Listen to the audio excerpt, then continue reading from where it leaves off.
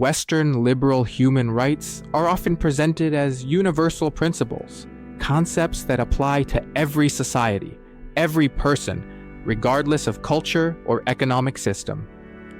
In mainstream Western discourse, they are assumed to be neutral foundations of freedom and dignity. But it's important to examine that assumption carefully. A familiar package of liberal human rights, liberty, property, equality before the law, security, did not emerge from nowhere. They were created during a specific period of Western history, the rise of capitalist market societies after the French and American revolutions. They reflect the priorities of that era: protection of private ownership, freedom of contract, and the independence of individuals from collective obligations. Karl Marx's criticism of liberal human rights focused precisely on that point. This video examines two claims from Marx. Number one, according to Marx, liberal human rights are the rights of isolated individuals in a capitalist system. And number two, that even equal right remains a bourgeois right tied to real inequality. These arguments matter today in a multipolar world where Western governments continue to treat their liberal rights model as the only legitimate standard, even as they maintain economic hierarchies and intervene politically in other regions. Understanding the origins and limits of liberal rights does not mean rejecting the demand for human dignity. It means recognizing that dignity cannot be secured by legal formulas alone. It requires transforming the material conditions that shape how freedom and equality are actually lived.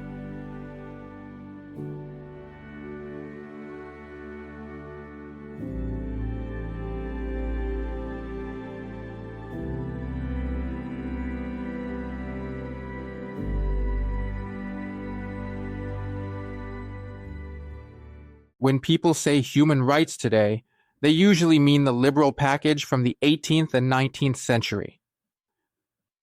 The right to liberty, the right to private property, the right to equality before the law, the right to security, plus the usual civil and political rights. They're presented as timeless, universal, and morally pure, as if the French Revolution, the US Constitution, and the Universal Declaration of Human Rights just discovered some eternal truth about man.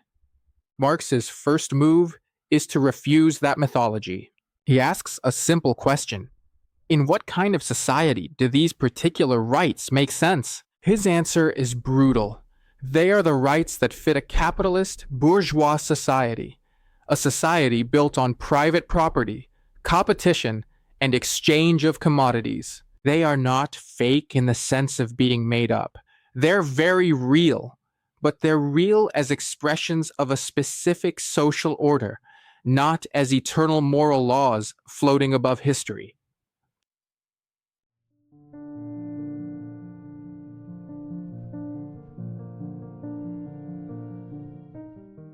Let's start with Marx's 1844 text on the Jewish question. This is where he really dismantles liberal human rights. He takes the famous rights of man from the French declarations and asks, who is this man that these rights actually protect?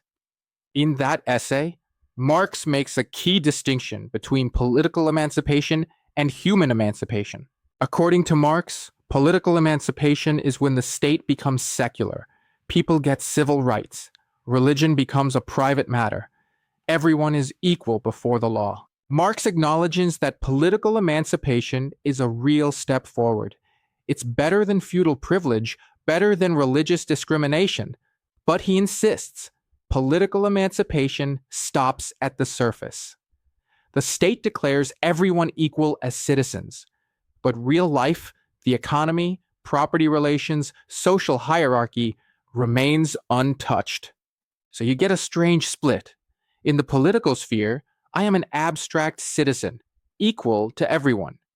In the economic sphere, I am a very unequal bourgeois, a private individual chasing my own interest, competing with others. Marx calls this a double life, and the rights of man are designed for this second life, not the citizen, but the private, isolated person in civil society. This split is an expression of what Marx later calls alienation, the separation of human beings from their communal essence. And on the Jewish question, Marx contends that the celebrated rights of man are precisely the political product of this divided society. They are designed for the bourgeois, the member of civil society, not for man as a genuinely social, communal being. In a famous passage, Marx writes, "Above all, we note that the so-called rights of man, the droits de l'homme, as distinct from the droits du citoyen, are nothing but the rights of a member of civil society, that is, the rights of egoistic man, of man separated from other men, and from the community." Marx then examines each of these rights in turn, showing how they derive from and reinforce an atomized, property-owning individual. In his analysis, the natural and imprescriptible rights of man can be summarized as follows. The right to liberty. Liberal liberty is defined as you can do anything that doesn't harm others. Sounds nice. But Marx points out what this really implies. You are basically an atom with a force field around you. Everyone else is a potential intruder into your private sphere. So liberty becomes the right to be left alone, to retreat into your private property, your private beliefs, your private life. It's freedom as separation. Then property. The right to property is the right to enjoy and dispose of your possessions as you wish, regardless of others. Marx's point, this doesn't just protect what you own, it actively organizes social life around private ownership. It turns others into obstacles or competitors. Property is not just a neutral right, it's a social relation where I see you not as the extension of my own humanity, but as a possible threat to my stuff. So liberty and property together define a human being as a self-enclosed unit whose primary relation to others is conflict, contract, or indifference, not solidarity. Then equality. Liberal equality means everyone is equally recognized as a separate individual with the same formal rights. But according to Marx, equality of rights is compatible with massive inequality of power, wealth, and life chances. The landlord and the landless are equal before the law. The capitalist and the worker are equal when they sign the labor contract. What liberal equality does is abstract away from the real material differences. It treats people as identical legal units while ignoring that one side owns the factory and the other owns nothing but their labor power. Finally, security. This is the state's job, to protect each person's liberty and property. Marx calls security the supreme social concept of civil society. Basically, the state exists to protect the egoism of individuals. Society becomes a kind of insurance company for private interests. So when you put all that together, Marx's first hard truth appears. Liberal human rights are not the rights of humans as social, communal beings. They are the rights of isolated, egoistic individuals. In a society of private property and competition, they are designed for capitalist civil society. They don't abolish that reality, they stabilize it, give it a moral halo.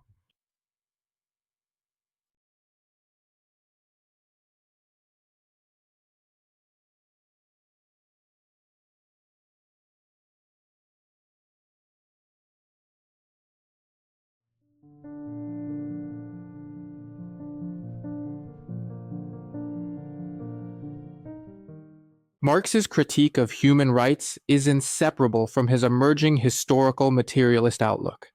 In the German ideology, Marx and Engels argue that what we call rights and political ideals have no existence apart from the material life of society. They are part of the ideological superstructure that corresponds to a given economic structure. Under capitalism in particular, law and rights reflect the requirements of commodity exchange and private property. Marx and Engels note that in bourgeois history, law comes to be expressed in its most general form as the rights of man. In other words, the 18th century notion of the rights of man was not a timeless truth, but the generalized legal form of the new bourgeois society. These rights elevated the principles of individual liberty, equality, and private property to the status of universal human norms, exactly in line with the needs of a capitalist economy built on individual exchange and private ownership.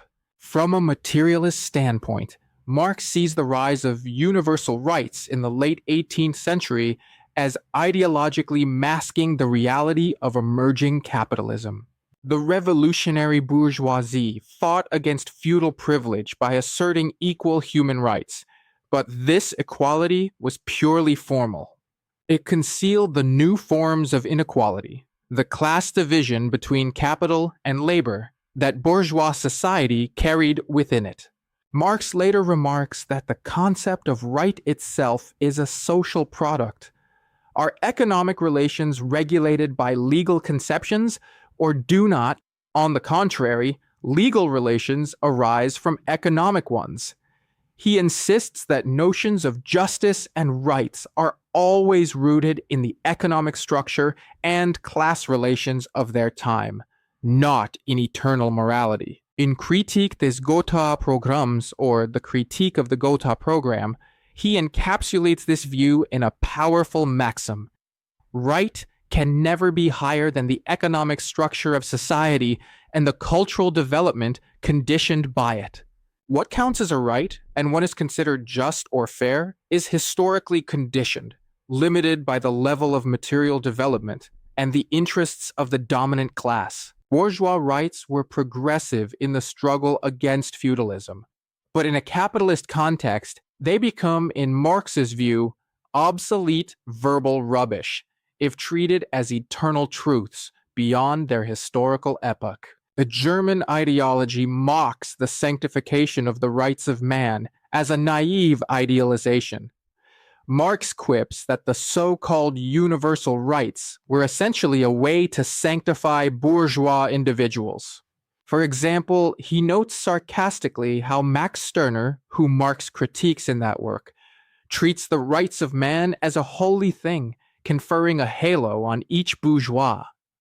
Marx points out that he himself had already exposed the illusion of those rights back in the 1844 essays in the Deutsch Französische Jahrbücher, where On the Jewish Question was published. In one passage of The German Ideology, Marx observes that what the French Revolution had accomplished was to transform privileges into rights, that is, to generalize them. Feudal privileges of the nobility were abolished, but the institution of private property was left standing. It was simply made a universal right rather than a special privilege. Thus, the rights of man themselves were considered as privileges and private property as monopoly. Only now, these applied to everyone equally. This further underscores Marx's thesis that the rights of man codified the bourgeois order. They made universal the right to property, and they enshrined competition and individualism as the guiding principles of social life. In Marx's mature economic writings, he would show in detail how bourgeois notions of freedom and equality correspond to the sphere of commodity exchange, where buyers and sellers appear as independent, equal owners of property. In Das Kapital, Marx famously describes the marketplace as the ideological high point of bourgeois right. On the surface, when a capitalist buys labor from a worker, both parties appear as free individuals contracting in their mutual interest. Marx calls this sphere of circulation a very Eden of the innate rights of man. There alone rule freedom, equality, property, and Bentham. In this Eden, the liberal vision of rights seems perfectly realized. Each looks only to himself, and all work together for the common good by the miraculous hand of the market. To be clear, Marx does not call the ideals of freedom or equality nonsense in themselves.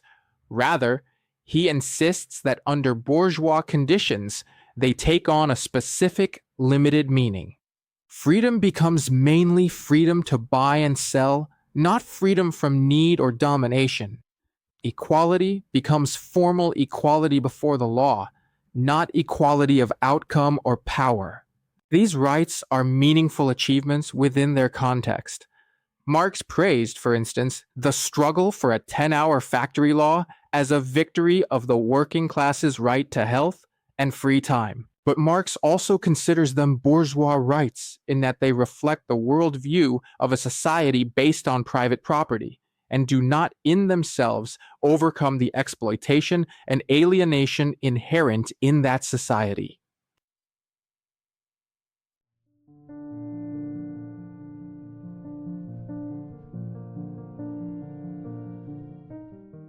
Marx's later work, Critique of the Gotha Program, revisits the question of rights in the context of a future post-capitalist society.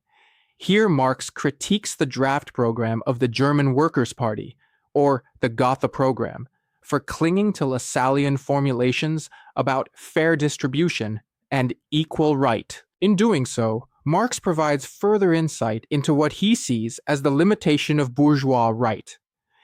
He argues that even in a socialist transition, simply giving everyone an equal right would still carry the stamp of bourgeois ideology. He imagines a first phase of communist society, what we would call socialism.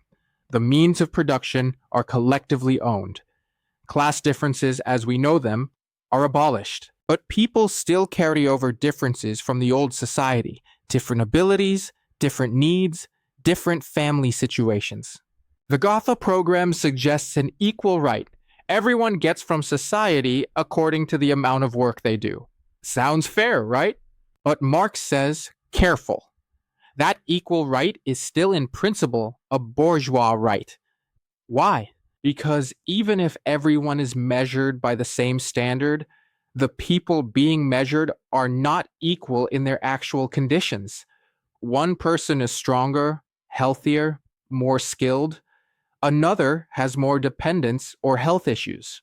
If both work the same number of hours, receiving the same labor token, the outcome is still unequal in real life. So equal right here becomes equal in form, unequal in content.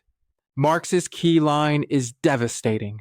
Right, by its very nature, can only consist in the application of an equal standard, but real individuals are not equal. So every right ends up being a right of inequality. That's the second hard truth. Even when rights are honest and sincerely applied, even in a transitional socialist society, right as such is still constrained by the legacy of bourgeois society. This is why Marx says right can never be higher than the economic structure of society and the cultural development it allows. So even under socialism, if you cling to equal right as an absolute, you're stuck inside a bourgeois framework. The higher communist principle, from each according to his ability, to each according to his needs, is precisely a move beyond the form of right itself. At that point, people don't stand in front of a legal yardstick as private units. They live in a society where abundance and social planning make it possible to directly meet needs without hiding behind formulas of desert or equal entitlement.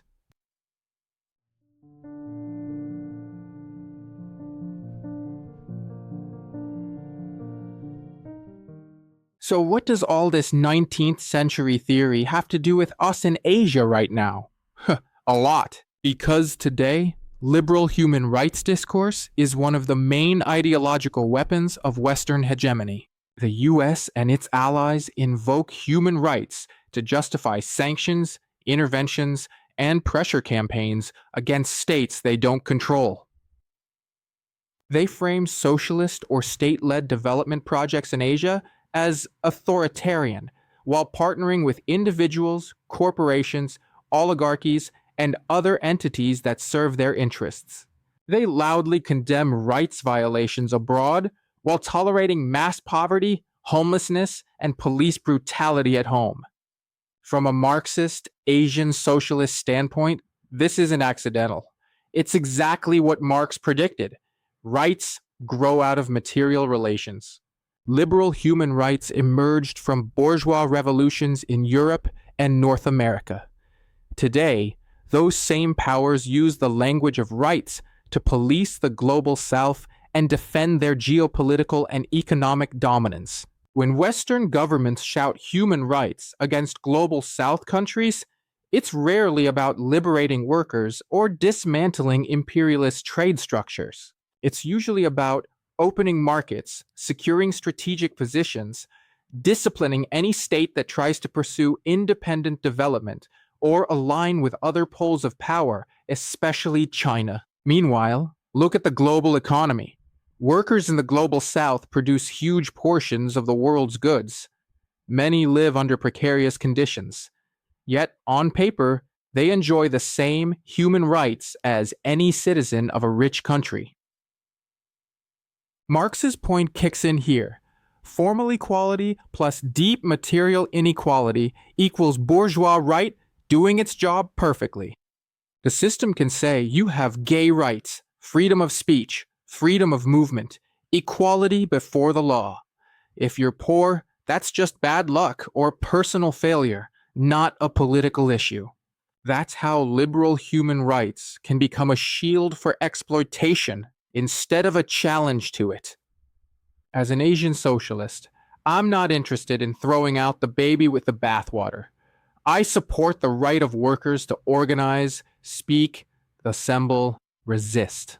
I support the right of nations in Asia and the global South to pursue independent development, including closer cooperation with other Asian powers instead of obeying Western dictates. I support social and economic rights, healthcare, housing, education, which liberal frameworks often treat as optional extras. But I refuse to treat the liberal canon of human rights as sacred scripture. Because if we accept liberal rights as the final horizon, then we accept a world where massive class inequality is fine as long as contracts are voluntary. We accept global supply chains where Asian labor is hyper-exploited but protected by paper rights. We accept a system where the West continues to define what counts as a violation and who needs to be punished. Marx forces us to ask, who benefits when rights are defined in this way? And what would a deeper, genuinely human emancipation look like?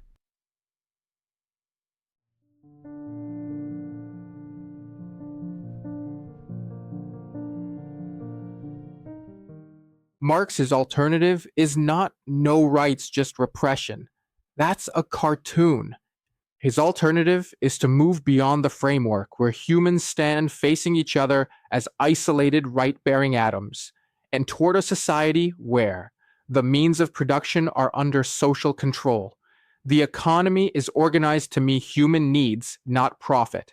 Individuals develop their capacities in cooperation with others, and the antagonism between individual and community is actually resolved. In that world, you don't need to constantly defend yourself against others through formal rights, because the basic conditions of life are guaranteed. Your freedom doesn't depend on how much property you own. Equality is not just a legal fiction.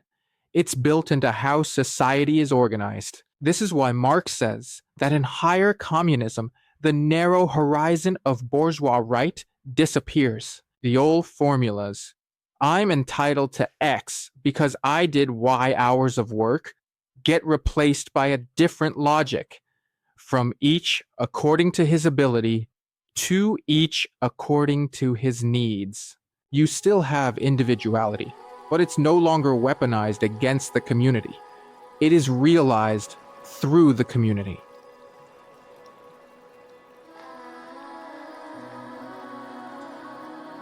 So, as an Asian socialist, my problem with liberal human rights is not that they are too moral, it's that they are too shallow. They protect the individual as a competitor, not as a genuinely social being. They normalize capitalist property relations and call that freedom. They offer a language that the powerful can weaponize while keeping the global economic order intact. Marx gives us two hard truths: that liberal human rights are the rights of egoistic man in bourgeois civil society, not the freedom of humanity as a species, and that even equal right remains trapped in inequality as long as the material structure of society is capitalist or marked by its legacy. If we want real freedom in Asia and across the global south, we have to go further. Fight for concrete gains. Yes, worker protections, social rights, democratic spaces, but also challenge the economic and geopolitical structures that make those rights hollow for the majority, and refuse to let Western powers use human rights as a moral cover for domination. As Marx reminds us, the philosophers have only interpreted the world in various ways. The point, however, is to change it.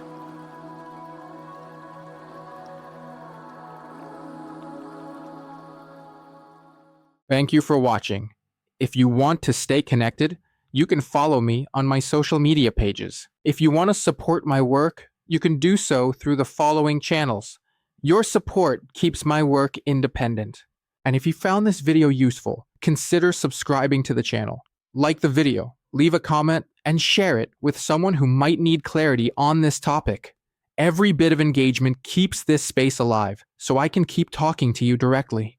Thank you, and I'll see you in the next video.